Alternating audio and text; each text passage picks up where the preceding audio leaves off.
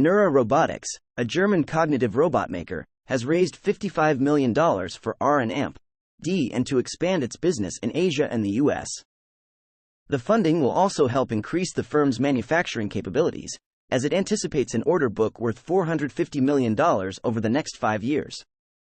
This repository introduces a new practical task called Described Object Detection that improves upon previous methods by allowing object detection based on varied language descriptions and not just pre-existing objects.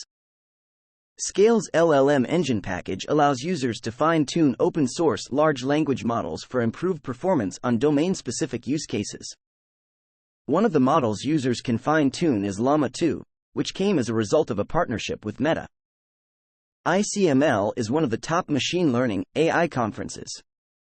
They just released a list of the best papers at the conference. There are some very interesting ones from top research groups. Even Apple has a showing here. Microsoft's AI chatbot, Bing Chat, is extending its reach to non-Microsoft browsers like Google Chrome and Safari. The broader launch may come with certain limitations in non-native browsers. A dark theme and enterprise integration are reportedly being tested. Eden AI simplifies the use and integration of AI technologies by providing a unique API connected to the best AI engines and combined with a powerful management platform. This research paper proposes a new training method, known as consistent training for Online Video Instance Segmentation, CTVIS, to better differentiate objects across time in video segmentation. By using consistent information from multiple frames, instead of just one, and adding noise to the data, CTVIS can more effectively handle challenges such as occlusion, re-identification, and deformation. This research paper introduces a novel approach for better learning from medical images and their corresponding written reports. Unlike previous methods, it focuses on detailed image report links and uses a unique method to reconstruct and exchange information between images and reports.